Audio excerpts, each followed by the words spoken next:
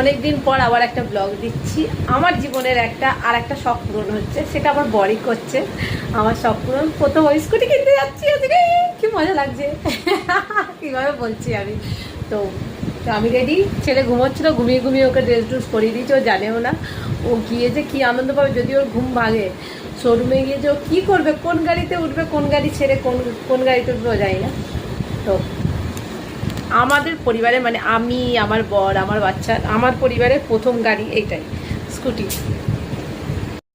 এই যে রেডি হয়ে আমরা বেরিয়ে পড়লাম। এই যে বেরোনোর পরই রোদটা মুখে পড়াতে, মুখটা যে আমি এমন করবো আমি নিজেও ভাবিনি। রোদটা মুখে পড়াতেই আমি ওরা করে দিই। তারপরেই দেখছি আমার ছেলে উঠে পড়েছে, ওর বাবার কোলে করে যাচ্ছে। আর ওকে আমরা বললাম যে আমরা স্কুটি কিনতে যাচ্ছি, সকালে এমনি বলেছিলাম। এবার ও কতটা বুঝেছে আমি জানি না, ওর খেলনাও বুঝতে পারে, আবার নর্মাল স্কুটি সেটাও বুঝতে পারে। এই যে চললাম আমরা তিনজন মিলে বকতে বকতে পৌঁছে গেছিলাম। আর এই যে শোরুমে পৌঁছে ওর বাবা বিল পেমেন্ট করছিল, আর আমি ওকে বলছিলাম আর কদিন পর আর আমাদের অটো বুক করতে হবে না।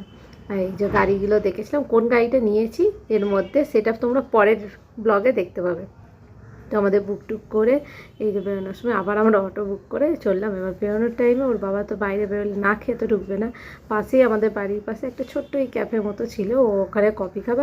আমি বললাম আমরা তাহলে লেবুর রস খাবো, তো মৌসুমি রস দিল, কিন্তু মোটেই ভালো ছিল না। তারপরে আমরা বাড়ি ঢুকে চলে এসেছিলাম। বাড়িতে এসে এই যে আবার রাত্রিবেলায় আমরা বলে রাতের খাবারটা ও আমাকে বললো বাড়িতে বানাতে হবে না, চলো আমরা খেয়ে আসি।